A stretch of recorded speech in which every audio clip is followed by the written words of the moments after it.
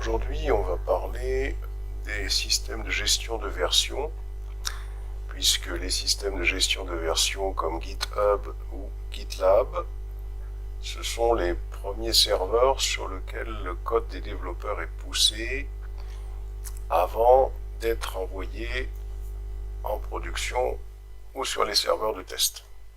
Alors la première des choses à faire, c'est de se connecter sur github.com. On va commencer déjà à prendre en main Git avec ce serveur-là.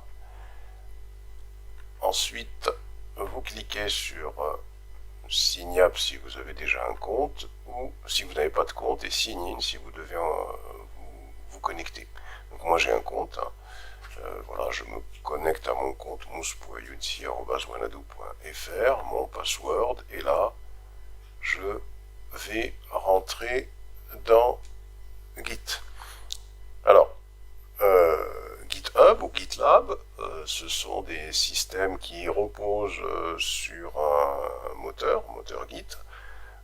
Ils permettent de sauvegarder les projets, de structurer les évolutions et de travailler en équipe, ou de collaborer plus efficacement et d'avoir un historique complet de tous les projets. Ça permet à tous les contributeurs d'un projet de pouvoir dialoguer ensemble, d'échanger du code, d'avoir un suivi très fidèle de tout ce qui a été fait et d'avoir une documentation via l'historique. Alors, nous, première des choses que l'on va faire, c'est déjà créer une clé SSH qui va nous permettre de nous connecter à GitHub de manière programmatique, hein, en utilisant ce protocole-là. Pour pouvoir créer cette clé SSH, on lance une des machines sur la VirtualBox, par exemple machine 1. Il faut bien s'assurer sur cette machine, quand on fait un IP ADDR, il faut s'assurer que l'interface ENP0S8 a bien une adresse IP. Sinon, il faut faire la commande, hein, souvenez-vous, sudo if-app ENP0S8, et il faut bien s'assurer que vous passez bien sur Internet. Ça, c'est la première des choses. Voilà. Une fois qu'on s'est assuré de ces choses-là, qu'est-ce qu'on va faire? On va générer une clé SSH sur cette machine. Alors, comme nous, on peut se connecter à cette machine Debian en SSH à partir de notre machine hôte. On va déjà faire ça. Voilà, donc ici, terminal.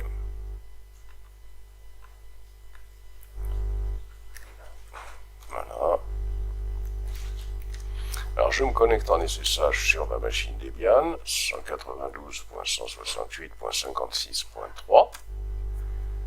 Et une fois que je me suis connecté en SSH à partir de ma machine Debian, je suis donc sur la machine Debian, hein, qui est ici. Et je veux donc créer une clé SSH sur cette machine-là pour pouvoir communiquer en SSH avec GitHub.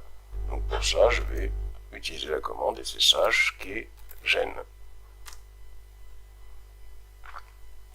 Alors, valide, on valide, on valide, terminé. Et donc sur la machine Debian, j'ai donc, si, peut-être agrandir un peu ici, si je fais donc ls tilde /.ssh, on a bien une clé publique et une clé privée qui a été créée, hein, qu'on va utiliser pour la communication avec GitHub et GitLab. Donc on a bien nos clés. Alors, on va afficher la clé publique. Donc, id underscore rsa.pub. Voici ma clé publique, et cette clé publique-là, nous allons la sélectionner entièrement, parce qu'on va en avoir besoin.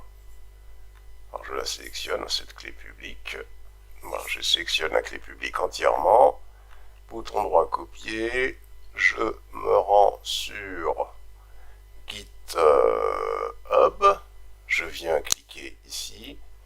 je clique sur Setting, je vais ensuite cliquer sur SSH NGPGK, et là je vais ajouter une nouvelle clé SSH. Cette clé SSH, je vais l'appeler par exemple Debian GitHub, et je vais coller la clé publique à ce niveau-là, ici. Voilà. Et je clique sur Add SSH Key, et voilà, donc j'ai rajouté la clé SSH, j'ai rajouté plutôt la clé publique SSH que j'ai créée sur ma machine. Ensuite, on va créer un repository, c'est-à-dire un dépôt sur lequel on pourra pousser les projets que l'on gérera avec Git sur notre disque dur, donc les projets des développeurs. Donc pour ça, je clique sur mon nom ici, je clique sur Repository, je clique sur New, et ici, je vais donner un nom à ce repository, je vais l'appeler DevOps 2022. Je vais cocher Private, hein. You choose who can see and commit to this repository, et je coche à rien du tout, touche absolument à rien. À ce niveau-là, je vais juste cliquer sur Create Repository. Voilà, mon repository est créé. Alors, ce qu'il y a de bien, c'est qu'il m'indique comment je dois procéder pour créer ce qu'on appelle un dépôt local sur ma machine, pour pouvoir faire en sorte de synchroniser le dépôt local que j'aurais créé sur ma machine avec le dépôt distant. Il faut bien comprendre que Git fonctionne de la manière suivante. C'est une solution qui est décentralisée, c'est-à-dire que je peux créer des dépôts locaux, c'est-à-dire des dépôts Git sur la machine Debian, comme on va le voir après. Et ici, je vais avoir la commande qui va me permettre de faire ça. Hein. Voici la commande git init qui va me permettre d'initialiser un dépôt local.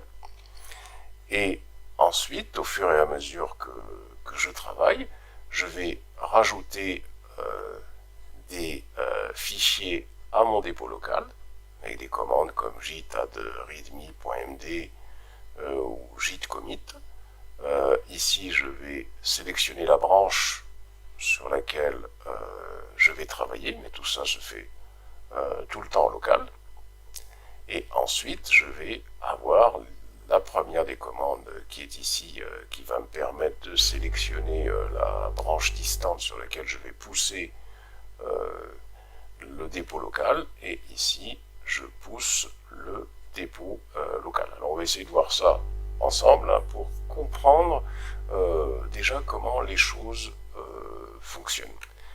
Alors, une fois que j'ai créé ce repository distant, donc là, j'ai deux manières de pousser des dépôts locaux, soit via un nouveau repository, donc un dépôt Git qui n'existait pas sur ma machine, ou soit via un dépôt qui existait sur ma machine. Alors ce sera intéressant de voir comment on peut faire avec les deux possibilités pour comprendre un peu la différence.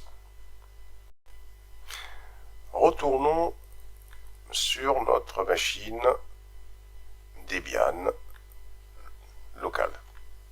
Voilà, donc notre machine Debian locale, ici. Première des choses qu'on va faire sur cette machine, on va se créer un dossier Kadir qu'on va appeler projet. Dans ce dossier projet, on suppose que c'est dans ce dossier que le développeur va développer son projet. Alors, généralement, les développeurs travaillent avec des éditeurs.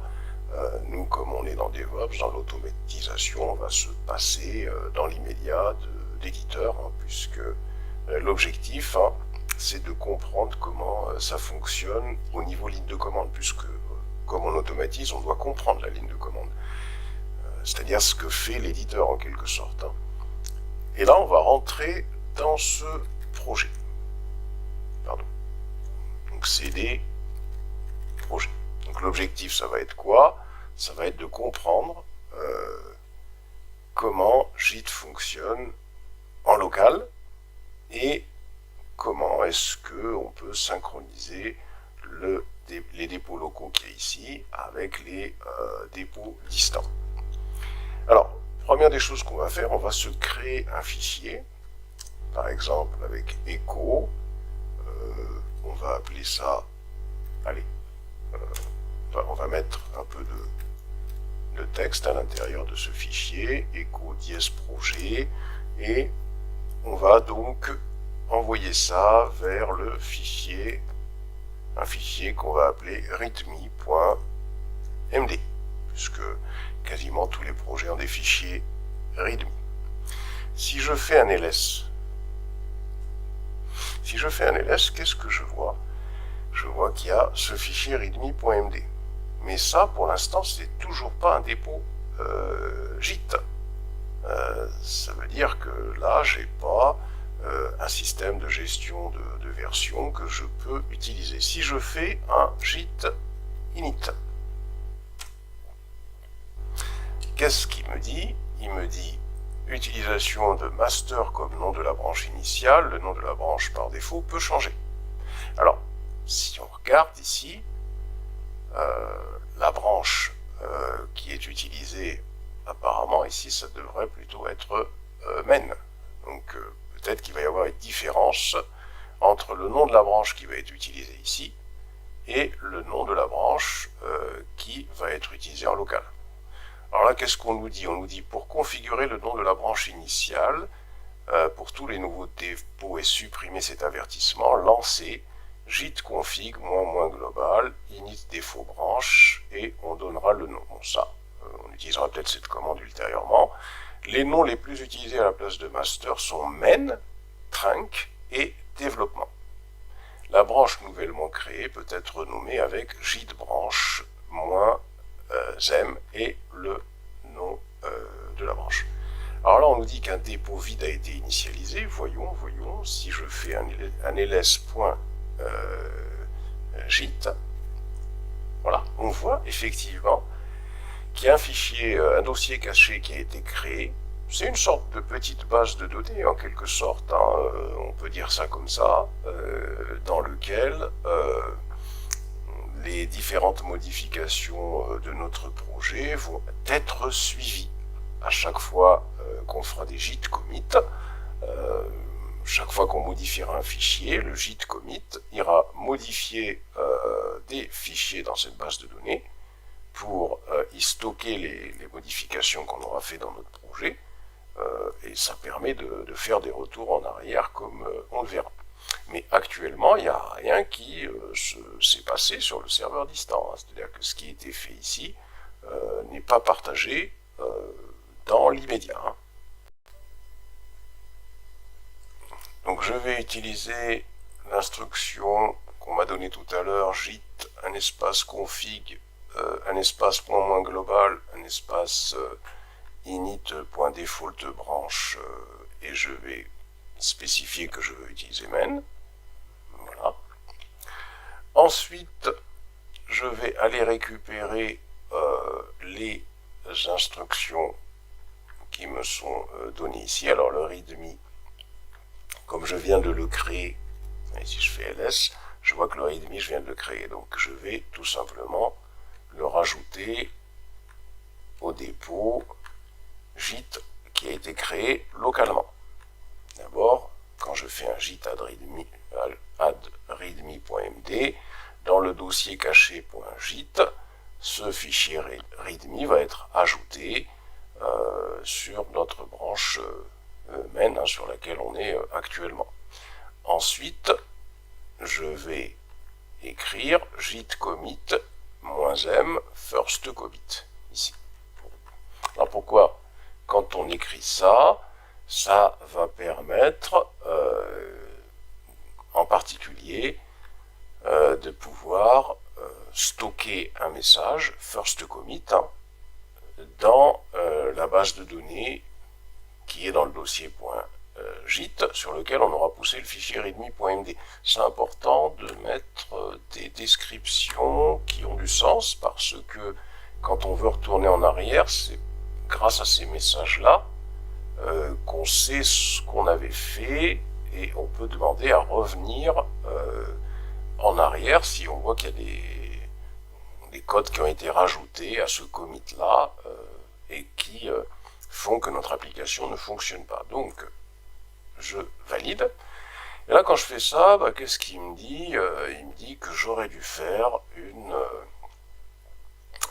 configuration globale de Git, et j'aurais dû lui préciser le l'email, mon email, et j'aurais dû lui préciser mon nom. Alors, moi, je vais récupérer ça. Je vais récupérer déjà le premier qui est là. Voilà, okay. Donc on va faire la même chose. On aurait pu le faire auparavant, mais bon, puisque là, on est aidé par la commande, on va le faire. Donc je vais mettre mon adresse email, mousse.yunsi. Voilà. Et ici, wanadoo.fr. Voilà. Je vais ensuite rajouter mon nom et on y va, hop, mousse.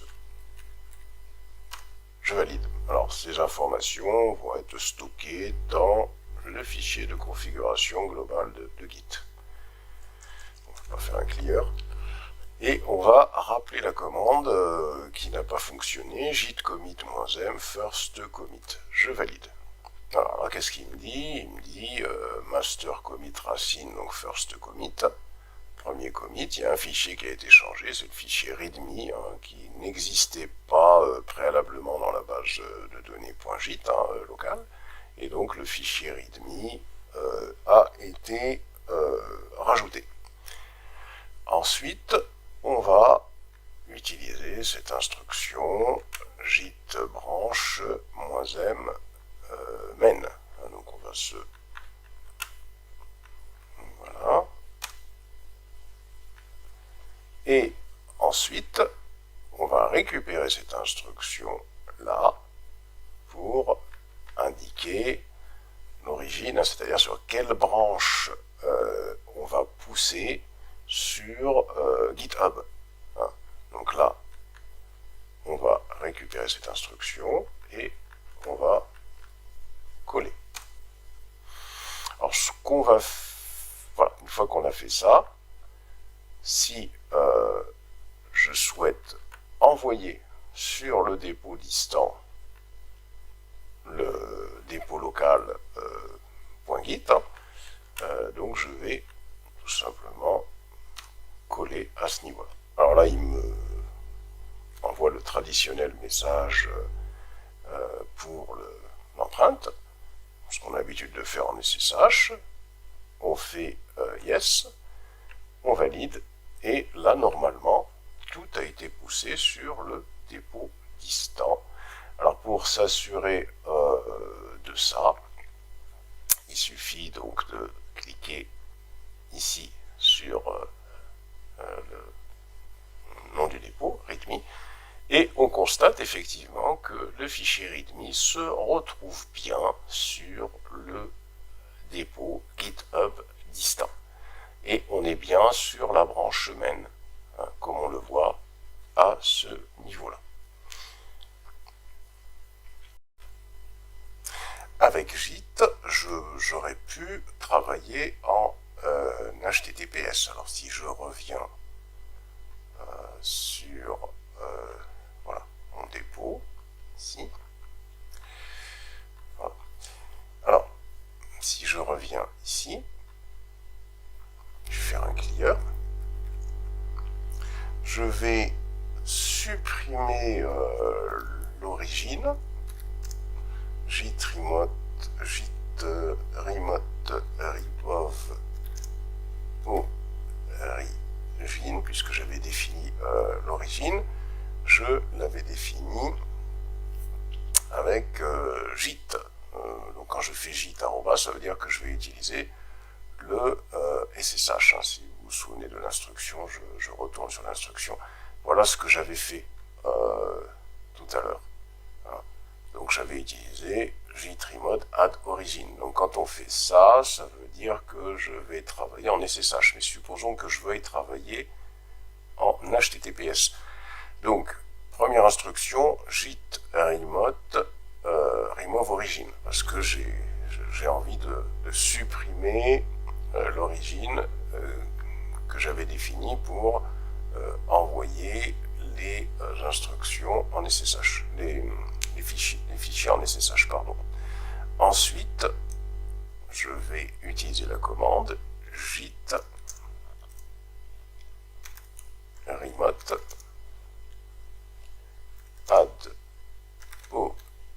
origin, comme tout à l'heure, mais cette fois-ci, si je viens sur le dépôt git, ici, j'ai SSH, HTTPS, pardon, j'ai HTTPS.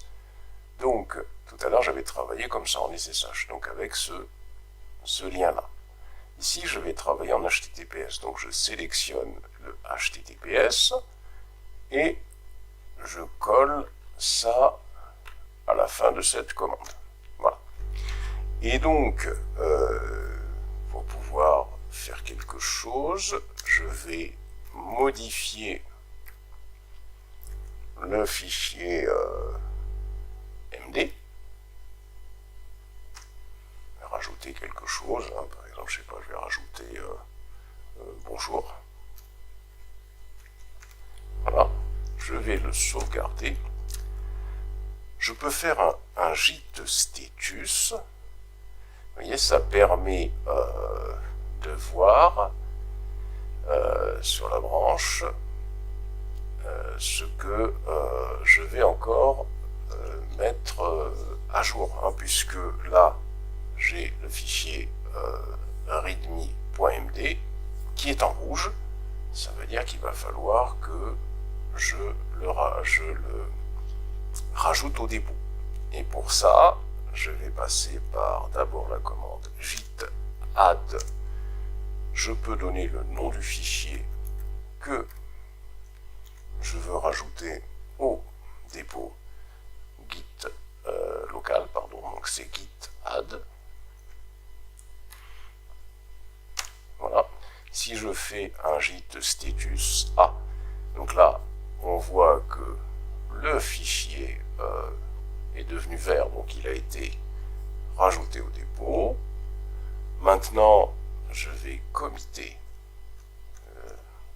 cette chose-là, donc je peux rappeler la commande git commit. Voilà. Là, on ne va pas écrire first commit, on va écrire, par exemple, modification du fichier readme. Voilà. Et une fois que j'ai fait ça, je vais pouvoir utiliser la commande git push. Pardon. Je vais utiliser la commande git push. Il faut que je précise, bien sûr, -u origine main. Voilà. Là, il me demande, cette fois-ci, puisque c'est en HTTPS que je fais ça, c'est plus en SSH, il me demande le logging. Alors, je crois que c'était mousse. Ici. Wanadoo.fr, c'est-à-dire le logging de mon site GitHub. Et là, il me demande le mot de passe.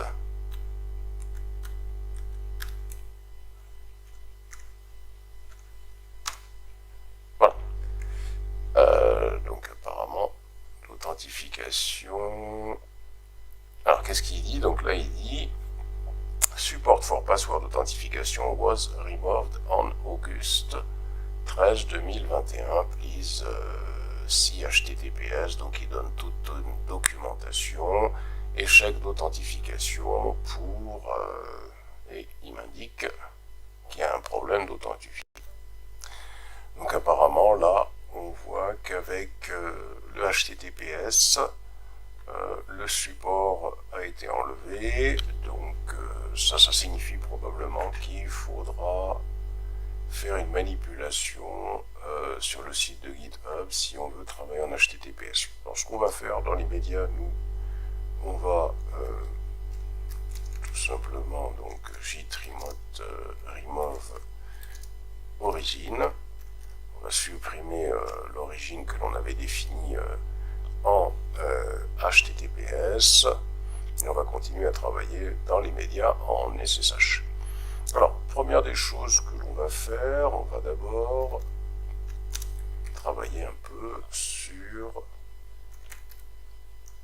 l'interface graphique de GitLab, juste pour jeter un petit coup d'œil. Alors, dans notre fichier README qu'on va ouvrir, on va modifier ce fichier README. Par exemple, ici, je vais mettre l'instruction // titre niveau 2. On va rajouter +1, +2, +3, par exemple, comme ligne. On va rajouter une petite liste. 1,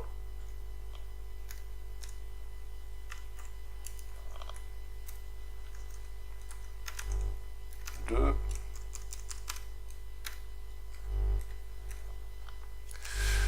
on va par exemple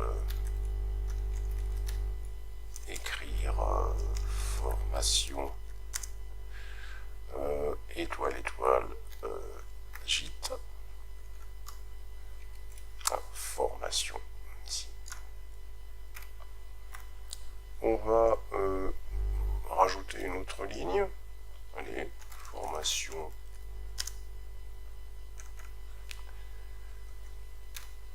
gîte. Et enfin, 3 petits traits par exemple, un petit peu de HTML. Ah, donc HTML, petit code HTML de rien du tout. Hein. Voilà, des balises HTML. On va dire qu'on peut rajouter toutes sortes de choses. Par exemple, tiens, on va définir un lien ici. Lien entre crochets pour voir comment tout ça peut être interprété par GitHub. http google.fr. On va fermer le crochet. Ensuite, c'est plutôt ça. Voilà. Et enfin, on va sauvegarder. Voilà. Une fois qu'on a fait ça, on peut rappeler la commande, peut-être pas celle-là, plutôt celle-là, voilà. Donc la commande git remote add origin git arrobase. Alors si vous vous souvenez pas de l'adresse, il suffit d'aller sur votre dépôt et puis là vous cliquez sur SSH à ce niveau-là et vous sélectionnez le lien qui est ici et vous validez. Donc là on a défini l'origine, la branche sur laquelle on va pousser sur le site distant. Ensuite, git add point, ça signifie qu'on va rajouter tous les fichiers. Alors il n'y en a qu'un seul ici, c'est readme, j'aurais pu mettre readme, mais il faut savoir que quand j'écris git add point, ça veut dire que je vais ajouter tous les fichiers au dépôt git. Ensuite un git commit, -m, et je vais indiquer que j'ai effectué une mise à jour dans le fichier readme. Voilà. Git status, hein, pour voir où j'en suis. Voilà, donc là apparemment maintenant j'ai plus qu'à faire un git push. Et là donc bien sûr comme tout à l'heure, il me demande de préciser la branche sur laquelle je souhaite pusher. Donc ici, moins ju main.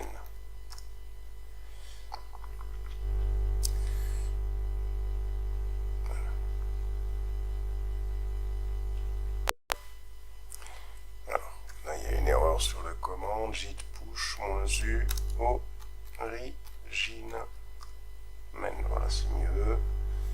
C'est parfait. Et donc si je retourne sur le GitHub distant et que je rafraîchis, on voit un peu que notre fichier a été mis à jour, qu'on a un lien ici, qu'on a projet 2 avec le dièse et un titre de niveau 1, qu'on a le titre de niveau 2, un peu de texte ici, avec des polices un peu différentes. On aurait pu faire du HTML ici, et puis là voilà j'ai un lien. Voilà. Donc on a un éditeur ici qui peut interpréter les fichiers qu'on lui. Alors travaillons encore un petit peu avec Git. Alors créons de nouveaux fichiers, par exemple touche file1.txt, touche file2.txt, touche file3.txt. Donc les trois fichiers sont rajoutés pour l'instant sur le disque dur, dans le dossier projet. Si maintenant je fais un git status, est-ce qu'il y a quelque chose qui va me faire apparaître? Oui, il me fait apparaître les trois fichiers file1, file2, file3 qui sont des fichiers non suivis. Ça veut dire quoi? Ça veut dire que je ne les ai pas rajoutés au dépôt git local. Si je fais un git add point et que je refasse un git status, donc là ces fichiers ont été rajoutés au dépôt git local. Ce sont des fichiers qui vont être suivis, mais je n'ai pas encore commité, c'est-à-dire je n'ai pas validé ces fichiers-là dans le dépôt local. Donc là, je vais faire un git commit -m ajout de nouveau fichier. Je fais ça. Alors si je fais un git status, donc apparemment on me dit que une chose. Alors sur la branche main, votre branche est en avance sur origin main, c'est-à-dire qu'il explique que ces trois fichiers-là, je ne les ai pas encore poussés. Hein. Si on rafraîchit là-bas, on voit que les fichiers n'existent pas sur le dépôt distant. Ils sont sur le dépôt local. Et il explique que donc il y a la branche locale qui est en avance sur la branche distante, sur la branche origin main. Et il me demande d'utiliser git push pour publier les commits locaux. Alors, pour faire ça, je vais tout simplement faire un git push -u origin main. Et je vais valider. Si maintenant je rafraîchis, on constate que effectivement ça a bien été mis à jour. Alors supposons que maintenant je veuille par exemple ignorer des fichiers, c'est-à-dire que généralement on peut avoir, imaginons des développeurs qui développent sur le disque dur et qui, dans des dossiers, récupèrent des grosses librairies à partir du net. Alors, ils ne vont pas s'amuser à pousser tout ça sur le GitHub, donc ils souhaitent ignorer des choses. Donc c'est ce qu'on va faire maintenant, voir comment est-ce qu'on peut procéder pour ignorer des fichiers. saisissons la commande ls-ali pour voir un peu l'ensemble des fichiers, cachés ou pas, qui se trouvent sur notre dossier projet. On va créer un dossier qui va s'appeler cache. On va rentrer dans ce dossier cache. Et dans ce dossier cache, on va créer un premier fichier caché qu'on va appeler gitkeep par exemple. On va créer un second fichier qu'on va appeler cache1. On va créer un troisième fichier qu'on va appeler cache2 par exemple. Ensuite, on va créer un autre fichier qu'on va appeler sys.log. On sort du dossier cache et on va créer un autre dossier qu'on va appeler logs. On va rentrer dans le dossier logs. On va faire un ls-ali. Et ce qu'on va faire, on va voir un peu ce qu'il y a dans ce dossier. Et on va créer un fichier qu'on va appeler sys2.log.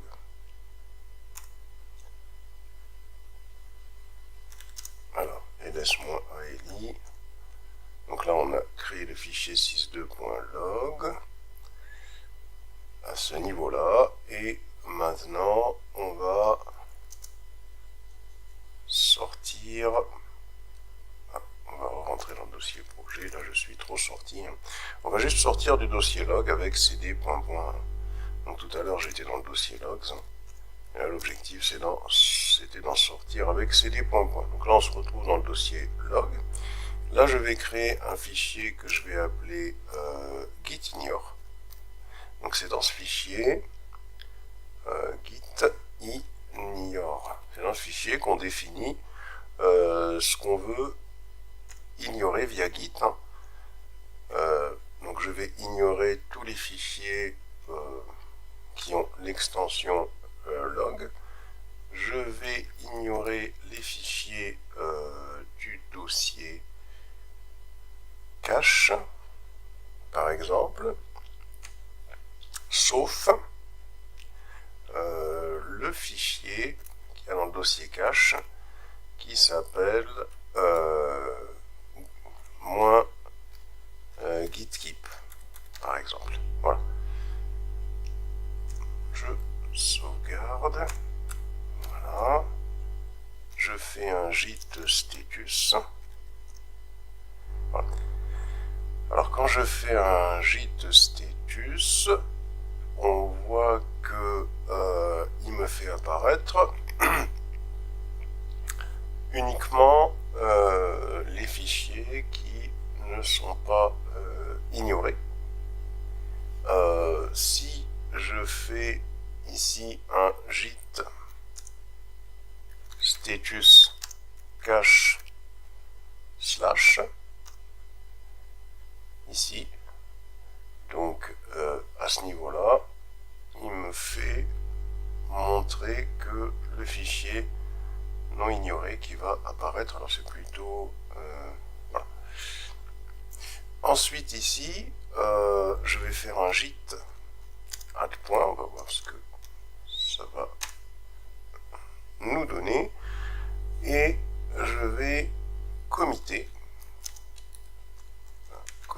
git commit -m add gitignore. Donc là, je crée un commit où je vais envoyer le fichier gitignore. Et je vais faire un git push -u origin, -u main, pardon. -u origin main. Voilà. Alors, si on va rafraîchir de l'autre côté, alors qu'est-ce qu'on a? On a le fichier gitignore qui a été envoyé. Voilà. Donc à ce niveau-là, pas de problème. Ensuite, on voit qu'on a bien le fichier cache. Alors nous, dans le git ignore, qu'est-ce qu'on avait fait dans le git ignore? Dans le git ignore, hein, si on va revoir le git ignore, on a demandé à ce que tous les fichiers étoile.log soient ignorés. Donc ce qui veut dire que normalement, on ne doit pas avoir le dossier log qu'on avait créé. On constate qu'on ne le retrouve pas. Donc si je reviens ici, on voit qu'on ne voit pas le dossier log, puisqu'on a demandé à ignorer tous les éléments de étoile.log. Donc le dossier log, on ne le retrouve pas, puisque dans ce dossier log, hein, on n'avait que des fichiers qui avaient l'extension log. Et de plus, dans le dossier cache, on avait demandé à ignorer le dossier cache, sauf le fichier qui apparaît ici, c'est-à-dire gitkeep. Hein. Si on regarde le git ignore, voilà, donc là ici on avait dit qu'on ignore tous les éléments du dossier cache, sauf le fichier gitkeep.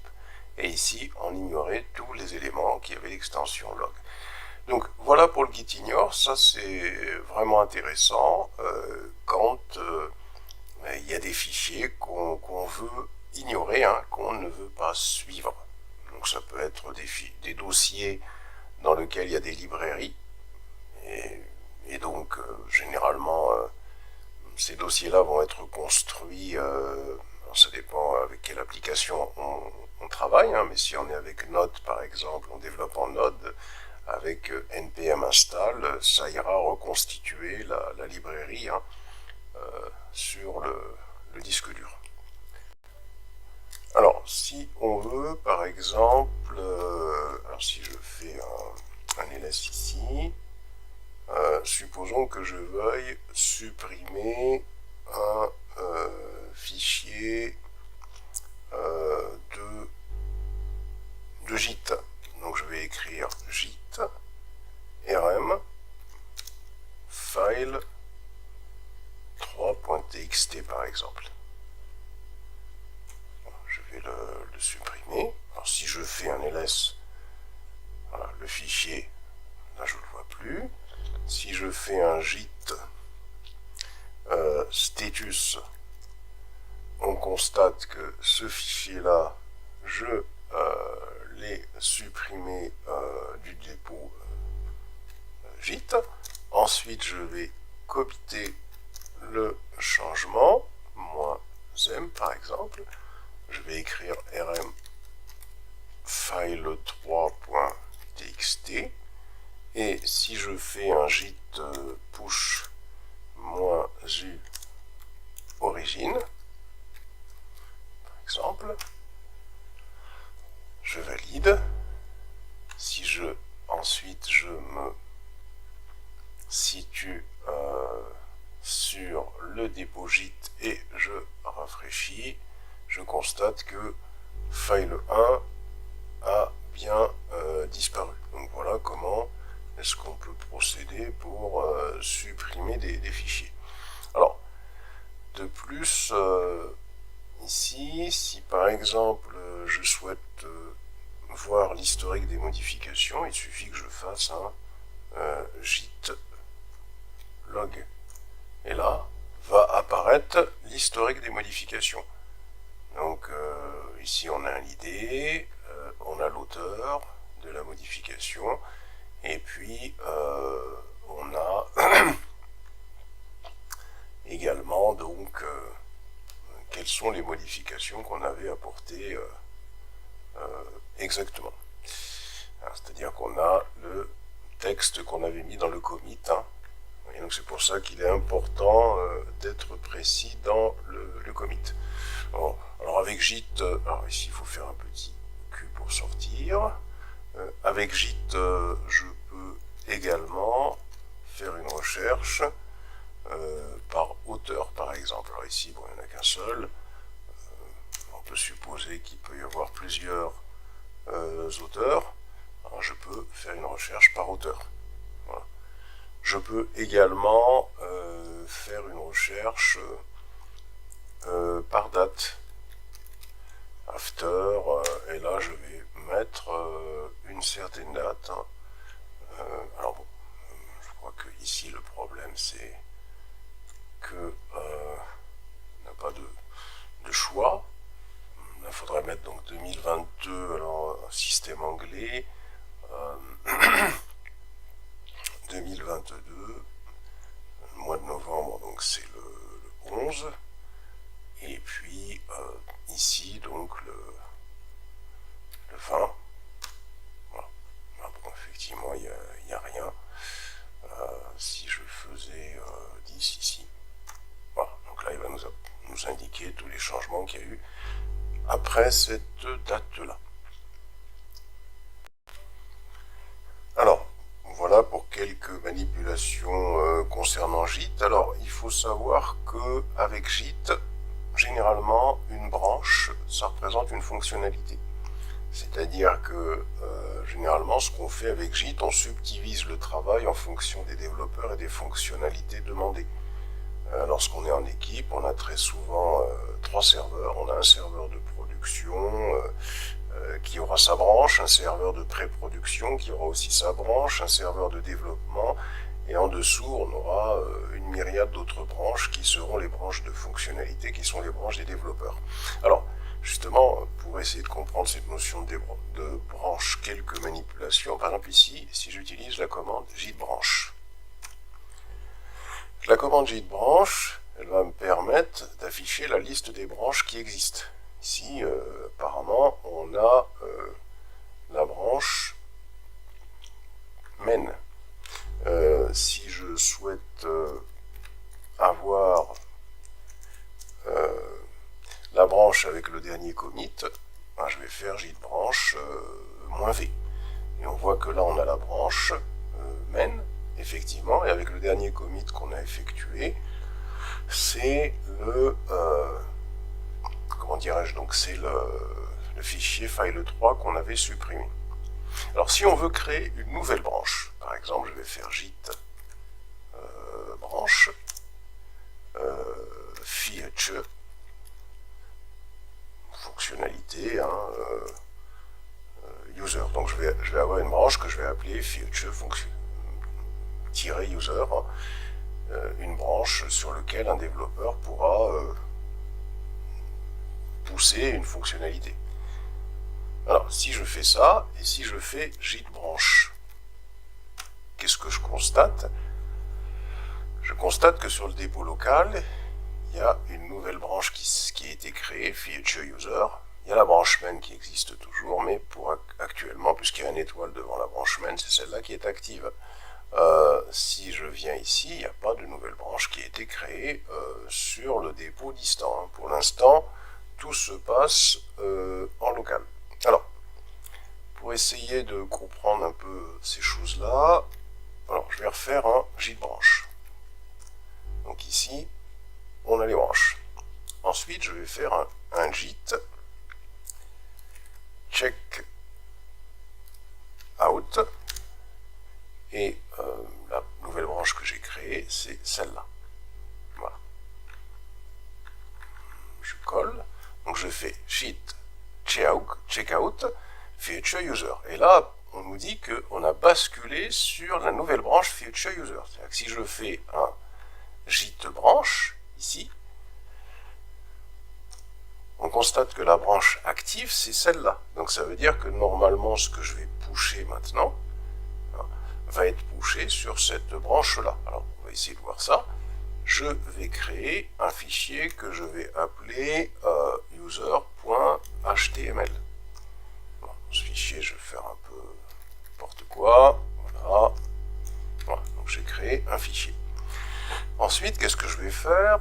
Je dis que je vais ajouter ce fichier au dépôt git local. Il faut bien qu'on se souvienne quelle est la branche qui actuellement est active. Ensuite, je vais faire un git commit et je vais faire un -m. Entre guillemets, je vais faire ajout de user.html.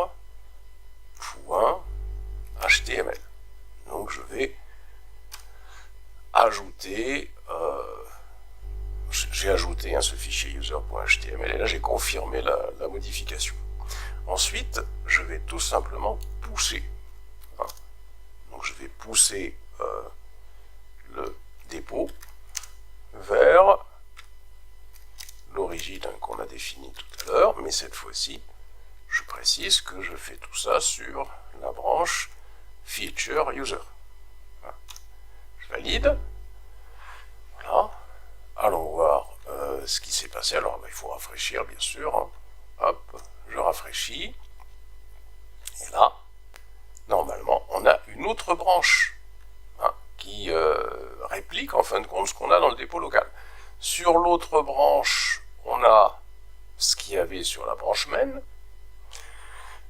Et on a également le fichier user.html. Mais si je reviens sur la branche main, ici, on n'a pas ce qu'il y avait, ce qu'on a créé sur la branche feature. Donc, on constate bien qu'on a le fichier user.html, mais pas dans main. Et dans main, voilà, on constate que le nouveau fichier n'a pas été créé. Alors, si on revient sur notre projet, et que cette fois-ci, je décide de me positionner sur la branche main. Voilà, je me positionne sur la branche main. Donc si je fais un git branche, ici, on constate que cette fois-ci, on est dans la branche main. Et ce que je vais faire, je vais fusionner cette branche-là avec la branche main pour que tout le contenu qu'il y a dans cette branche, je puisse l'avoir ici. Donc là, pour ça, je vais faire un git merge features-user. Git merge, c'est-à-dire que je vais fusionner cette branche feature user avec la branche main. Si je fais ça et que je fais un git status, qu'est-ce qu'il me dit? Il me dit votre branche est en avance sur origine main, puisqu'il y a la modification que je viens de faire en local, dans laquelle j'ai fusionné la branche feature user avec main, qui n'a pas été répliquée sur le site distant. Si je rafraîchis le site distant ici, vous voyez que user n'apparaît pas ici. User, il est bien dans future user, ici. Voilà. On le retrouve ici. Donc je reviens sur main, je reviens ici. Maintenant que j'ai fait ça à ce niveau-là, je vais pusher, je vais faire un git push. Voilà.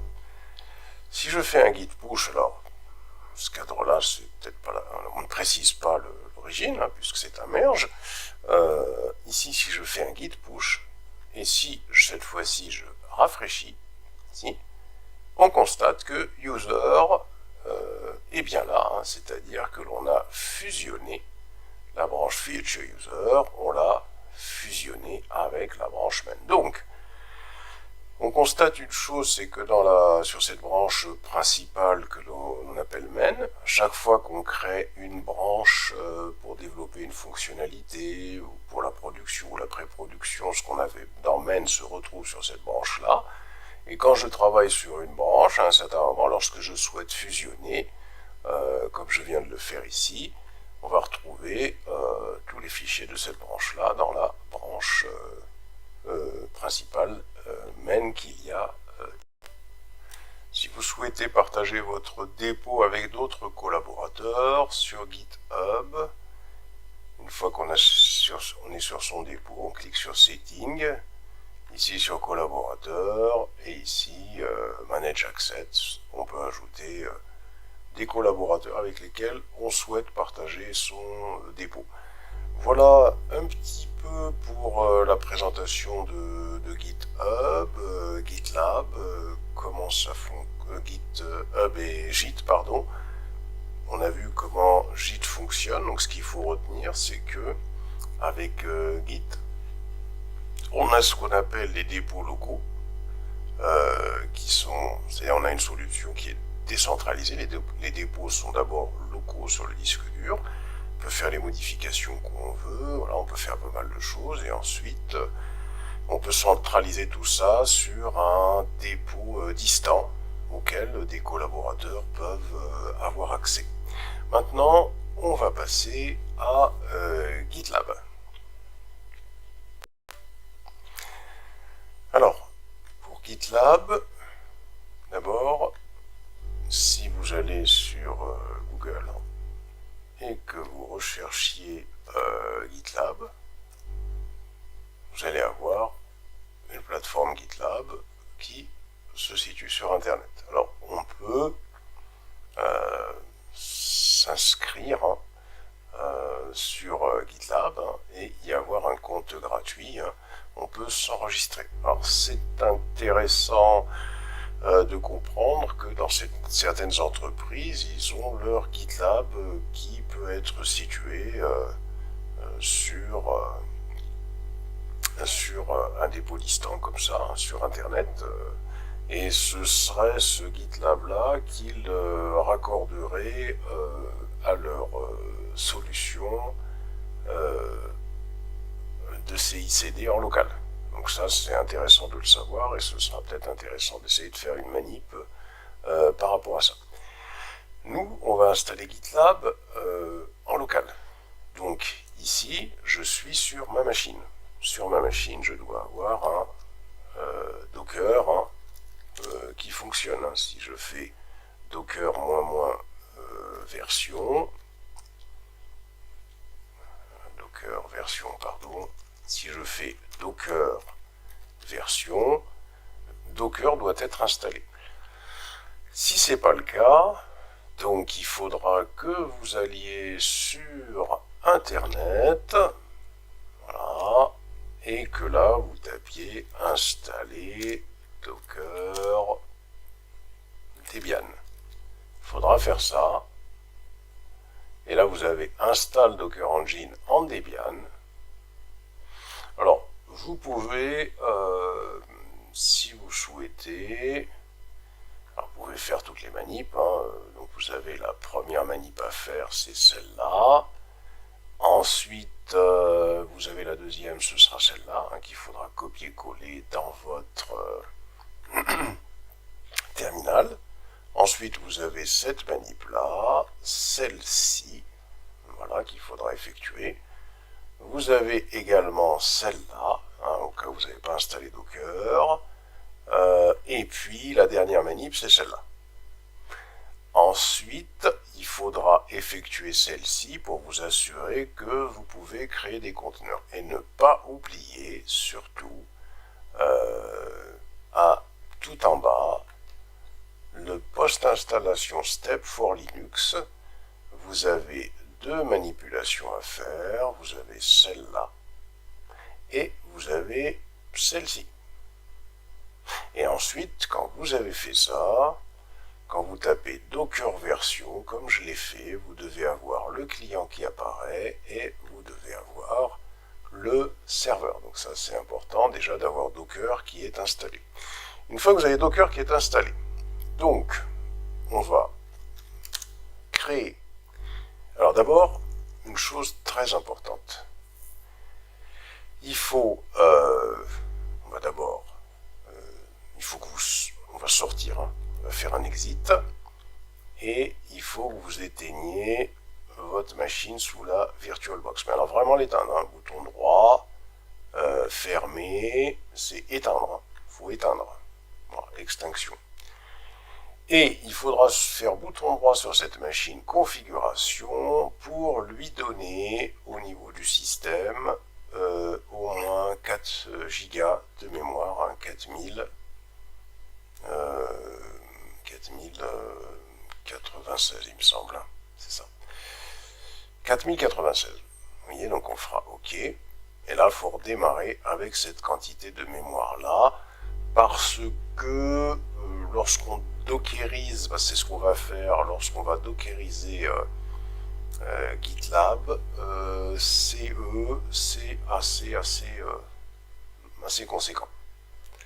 Voilà, donc là, on fait ça.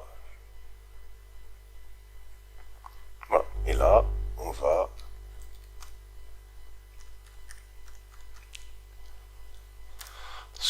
Alors ne pas oublier, bien évidemment, faites attention à un sudo if app enp 0s8 au cas où il n'a pas démarré. Pinguez bien Internet pour vous assurer que vous allez bien sur le net. Ça c'est super important, sinon on ne peut rien faire. Et on y va, donc on va faire un docker run. On va demander à créer le conteneur détache, donc en mode détaché, c'est-à-dire le moins D, hein, host. Ah pardon, excusez-moi, j'ai totalement oublié que il vaut mieux qu'on travaille comme ça. Voilà, en SSH 192.168.56.3 pour moi. Voilà, comme ça, on verra peut-être mieux les choses. Bon, je vais agrandir. Hein. Voilà. On y va, donc docker run en mode détaché, -d, host name. On va donner un nom dot qui va être gitlab. Exemple.com. Ensuite, le nom du conteneur, on va l'appeler GitLab. On va demander à ce que ce conteneur redémarre à chaque redémarrage de la machine, puisque Docker démarre avec la machine, eh bien, on demandera à ce que ce conteneur redémarre tout le temps.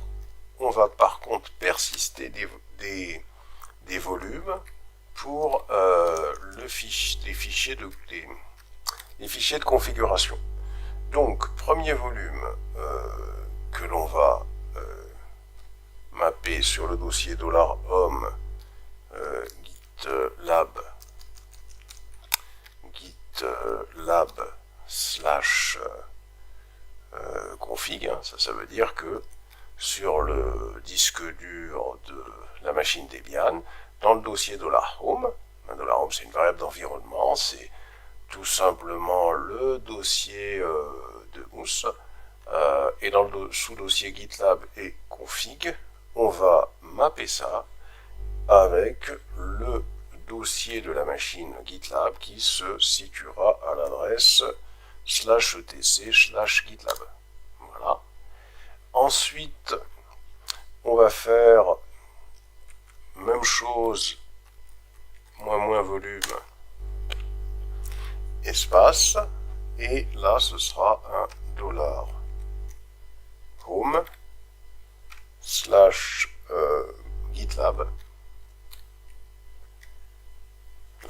GitLab slash logs, donc le dossier dans lequel il y a les logs. On va mapper ça au dossier qu'il y aura dans la machine GitLab à /var /log /gitlab. Ensuite, volume, on va sélectionner donc $home gitlab. Alors ce sera le dossier data qui sera créé sur le disque dur de notre machine, qui lui sera mappé avec le dossier /var /opt /gitlab. Tout ça c'est les dossiers dans lesquels GitLab conserve ses données de configuration. Ainsi, même si on crée des utilisateurs, on fait des choses sur le serveur GitLab et qu'on détruit le conteneur, on va pouvoir récupérer tout ça. Et enfin, le dernier volume que l'on va mapper, c'est $home. Alors, /gitlab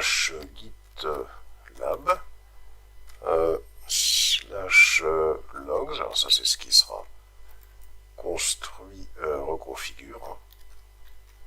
Ça c'est le dossier qui sera reconstruit. Voilà, /var /log /gitlab configure. Et donc git lab slash gitlab-ce. Voilà. Donc la commande c'est docker run voilà. Et, -d, alors c'est pas fini, hein. -d hostname gitlab exemple.com. Alors quelque chose que j'ai oublié, il faut qu'on remonte avant le restart, avant le -m GitLab, d'ailleurs on peut remonter avant. Et une chose qui est super importante, c'est qu'il faut publier des ports. Donc petit p, on va publier le port 443 sur 443. Bon, peut-être on peut faire... on va faire 40 000, comme ça on sera tranquille. Voilà, pour la machine locale. On va faire ici -p. On va publier le port, alors on fera 40 080 sur le port 80 du conteneur. Et on va faire -p, le port 40 022 sur le port 22 du conteneur. Voilà, donc là on publie les ports. Alors c'est pas -p, par contre c'est -p ici. Hein. Donc docker run -d fonctionne en détaché. Le nom d'hôte de la machine ce sera gitlab.exemple.com. -p, on va publier le port 443 du conteneur sur le port 40 443 de la machine. On va publier le port 80 sur le port 480 de la machine et le port 22 sur le port 422. Le nom du conteneur ce sera GitLab, il devra redémarrer à chaque redémarrage de la machine Debian. On va mapper le volume etc GitLab, qui est un fichier système, un dossier système de GitLab, sur le dossier $home GitLab config. On va faire la même chose pour le dossier /var/load/gitlab. On va faire la même chose pour le dossier $home GitLab data /var/opt/gitlab, et on va faire la même chose pour le dossier /var/logs /log, il n'y a pas de s, attention, hein, /gitlab /reconfigure, et on lui passe l'image GitLab CE. J'envoie, et là, comme ça va prendre un peu de temps, on va attendre que tout ça soit effectué.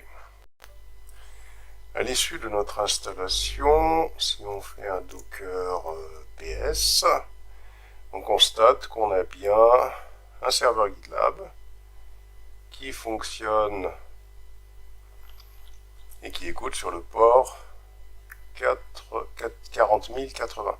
Donc, si je récupère l'adresse IP de la machine Debian, ENP0S8, ici, moi, j'ai 192.168.56.3. Donc, si je lance un navigateur sur ma machine et que je tape http://192.168.56.3 pour le port, j'aboutis sur l'interface du serveur GitLab que j'ai installé. Alors, il me demande un mot de passe. Bon. On va aller sur Internet pour voir. Alors, GitLab. On va écrire Docker. Défaut de password, tiens. Et là, how to login for the first time. Local install with Docker. What is Docker? What is GitLab default root password? Alors là, on nous donne un password par défaut. Je pense pas que ce soit celui-là. Alors normalement, on devrait... Ça, je pense pas que ce soit celui-là. On devrait trouver ça dans... Alors peut-être ici sur Stack Overflow, on va avoir des choses très certainement. Et là, qu'est-ce qu'il nous dit? Il nous dit... Ouais, mais là, c'est un reset. Alors normalement, si on rentre... alors j'ai pas... Ici. Alors on va aller carrément ici. Et déjà, on va faire un docker logs GitLab pour voir un petit peu ce qui s'est passé dans notre conteneur. Donc on voit qu'il y a pas mal de choses qui sont passées dans le conteneur. C'est déjà pas mal. On va se connecter docker exec -it GitLab bash. Voilà. On va faire un ls. On va faire un ls/etc et normalement on devrait pouvoir trouver un initial password quelque part. Alors peut-être GitLab. Voilà, cd /etc/GitLab. Si je fais un ls, voilà, donc j'ai l'initial root password. Vous voyez, donc on se connecte sur le conteneur GitLab et on va avoir l'initial root password. Alors si je fais un cat initial underscore root underscore password, je valide et voilà, j'ai le password initial qui est ici. Donc ça veut dire que si je reviens sur mon GitLab ici, si j'écris le username root et si je colle, on va faire un remember me ici, et je fais un sign in, je vais enregistrer, voilà, je suis dans l'interface de Docker, de GitLab. Et ici, je vais choisir à ce niveau-là, si je viens sur... alors, si je viens sur... ici, si je clique ici, je vais avoir dans le menu admin. Dans le menu admin, je vais avoir, actuellement, j'ai un user. Vous voyez, donc là, il m'indique le nombre de users. Si... voilà, donc là, le nombre de users, il y en a un seul. Et actuellement, le dernier user, c'est l'administrateur. Si je clique sur administrateur, sur le root, vous voyez, je vais cliquer sur Edit ici, et bien, je vais pouvoir lui donner un nouveau password. Je vais par exemple ici faire 1, 2, 3, 4, 5, 6, 7, 8, et ici, je vais confirmer le password 1, 2, 3, 4, 5, 6, 7, 8. Voilà, je confirme le password, et je vais faire un save change, mettre à jour, et là si je veux me reconnecter avec ce nouveau password, donc ce sera root 1, 2, 3, 4, 5, 6, 7, 8. Voilà. Hop, et je suis dedans. Alors, bien sûr, généralement avec GitLab, admin, il sert à administrer le serveur GitLab. Donc pour les projets, on va plutôt créer un utilisateur. On va créer un utilisateur, on va aller sur ici la zone admin, et ici on va faire new user. Alors je vais créer un utilisateur qui va s'appeler Mousse. Le username ce sera Mousse. L'adresse email c'est mousse.younsi@wanadoo.fr. Et à ce niveau-là, je vais le définir comme administrateur. Il ne pourra pas tout faire, mais il pourra... the user has unlimited access to all group, project, user and feature. Donc c'est l'administration du serveur. Je fais un create user, voilà, et si je me déconnecte et je me reconnecte avec ce nouvel utilisateur, Mousse, et 1, 2, 3, 4, 5, 6, 7, 8, sign in, voilà, sign in, on a dit, c'est pas route, hein. C'est Mousse que j'ai fait comme utilisateur, je recommence, 1, 2, 3, 4, 5, 6, 7, 8. Bon, ben, sign in, j'ai dit. Ah, il a un problème. Pourquoi est-ce que... Alors, pourquoi j'arrive pas à me reconnecter? Alors, je vais me reconnecter en tant que route, hein, si vous avez le même problème. Alors, vous vous reconnectez en tant que route. Vous allez sur admin. Donc, il y a deux users. Il y a le user Mousse, hein, qui est ici. Je vais l'éditer et je vais bien lui remettre le mot de passe 1, 2, 3, 4, 5, 6, 7, 8. Et je lui remets, je confirme 1, 2, 3, 4, 5, 6, 7, 8. Voilà. Donc c'est bien le username Mousse. Et je fais un save change. Enregistrer. Et là, je vais... Voilà, je vais me déconnecter. Je vais refaire... alors, je vais peut-être rafraîchir d'abord. Voilà. Et je vais refaire Mousse. Et je vais faire 1, 2, 3, 4, 5, 6, 7, 8. Voilà, ah voilà, donc là je me suis reconnecté. Il me demande le mot de passe actuel, 1, 2, 3, 4, 5, 6, 7, 8. Ben, je peux lui redonner le même mot de passe. Voilà. Voilà. Et donc je me reconnecte avec dans cette interface-là. Et quand je suis ici, bon, il y a beaucoup de choses que je peux faire. On va rester dans le cadre de notre formation. Là, je peux créer un projet. Donc, comme je l'ai fait tout à l'heure pour GitHub, je crée un projet. Je vais créer un blank projet. Create a blank project. Le projet que je vais créer, je vais l'appeler par exemple projet. Il me donne l'URL du projet, avec cette URL, donc il faudra mettre slash projet à la fin.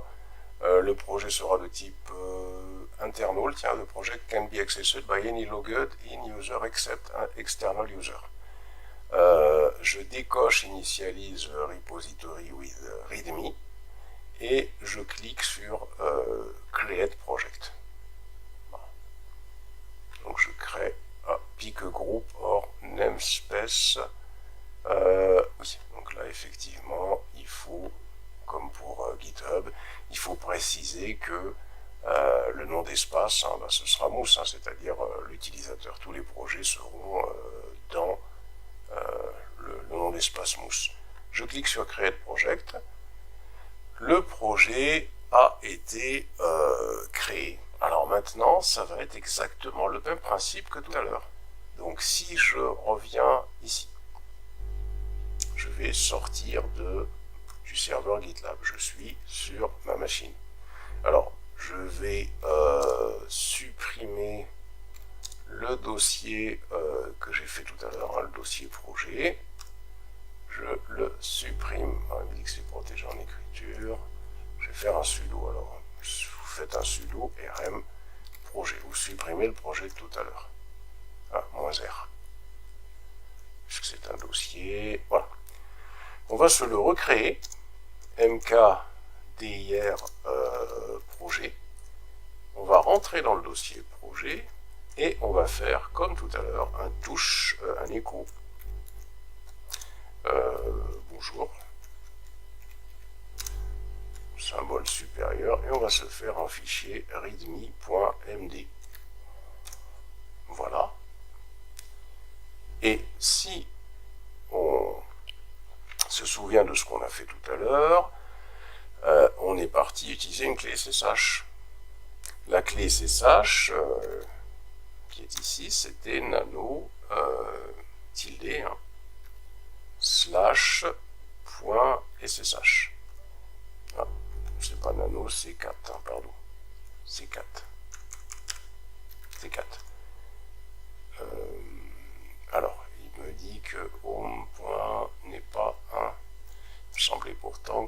vais créer le... Ah oui, c'est un dossier, mais c'est pas 4. Je voulais tout simplement afficher la clé publique. Et oui, même à distance, on travaille un peu sans filet. Voilà. Là, j'ai la clé publique. Voilà, donc je récupère cette clé publique. Bouton droit, je vais la copier et je reviens ici. Et là, je vais venir à ce niveau-là. Je vais aller dans Préférences. Et dans Préférences, j'ai SSH Key. Je clique sur SSH Key. Ici, je vais coller la clé que je viens de récupérer. Je laisse la date d'expiration telle qu'elle est. Je fais Add Key. Voilà. Si maintenant, je reviens ici sur Project et je vais cliquer sur View All Project et je vais venir sur Mouse Project. Ici, il m'a donné les... Vous voyez, donc cette fois-ci, j'ai les informations pour configurer mon gîte sur le disque dur, mais bon, il a déjà été configuré normalement. Alors, je le refais. Ensuite, ici, il m'explique comment je peux créer un nouveau repository. Ça, c'est dans le cas où, sur le disque dur, on fera ce cas-là tout à l'heure, c'est dans le cas où j'ai aucun dossier. Mais là, j'ai un existing folder.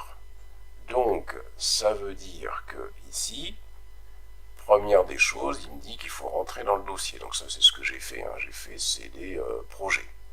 Deuxième des choses, il me dit qu'il faut faire git-init et lui passer la branche initiale. Donc on va le faire. Voilà. Comme tout à l'heure, hein, si je fais un ls -alh, je présume, voilà, j'ai bien le dossier.git et on a expliqué pas mal de choses tout à l'heure. Ensuite, je vais définir l'origine, ici, voilà, et je vais coller. Voilà. Ensuite, je vais lui passer tous les fichiers. C'est tous les fichiers que je vais ajouter au dépôt git local. Je vais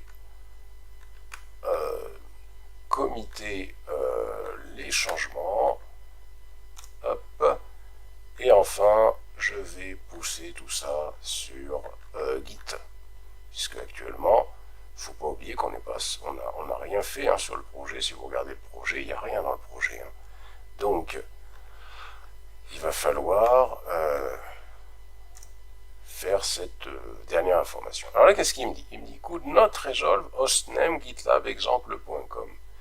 Parce que si vous pingez gitlab.exemple.com, bah, il ne connaît pas.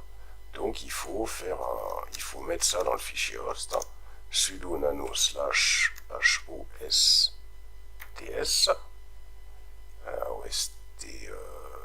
c'est ça. Alors avant de faire ça, d'abord il faut faire un docker inspect GitLab hein, pour voir quelle est l'adresse IP qui lui a été affectée. Donc c'est 7202. Et ensuite, il va falloir ici sudo nano slash etc slash hosts. Voilà.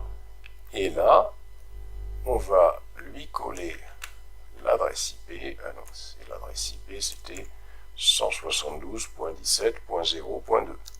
Et là, on va faire gitlab.exemple.com. On valide. Et cette fois-ci, on va essayer de se refaire notre... D'abord, on va essayer de pinguer. Ça marche.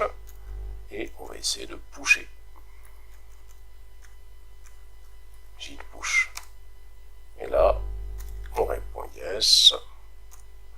On valide. Et si je vais sur mon serveur Git et que je rafraîchis la page, on constate que README a bien été poussé. Voilà, on vient de créer notre premier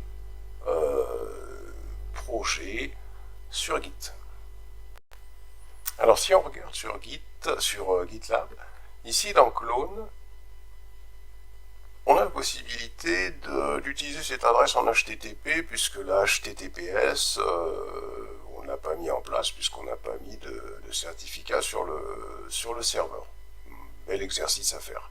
Alors, ici, on peut donc essayer de faire comme on a expliqué tout à l'heure, hein, c'est-à-dire que si on fait un git remote remove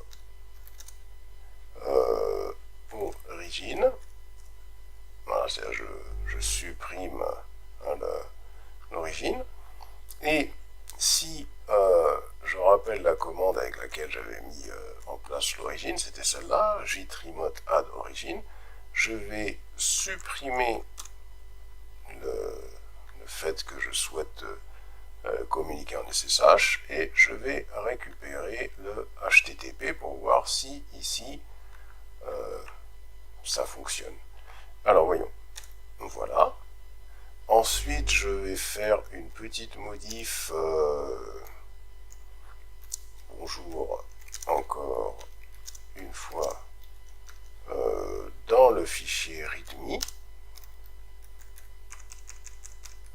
Alors, je vais faire une petite modif, je vais le modifier, alors, ce fichier readme. Et là, si je fais un cat de ce fichier readme.md pour voir ma modif, voilà. Je vais rajouter tout ce qu'il y a dans le dossier à Git. Je vais faire un git status pour voir un petit peu quels sont les fichiers que je veux suivre. Et je vais faire un git commit-m modif de readme.md. Voilà, je vais faire un git push. Ah oui, c'est vrai, je dois toujours préciser l'origine, j'ai oublié. -u origine, et l'origine c'était, on avait dit, main. Voilà.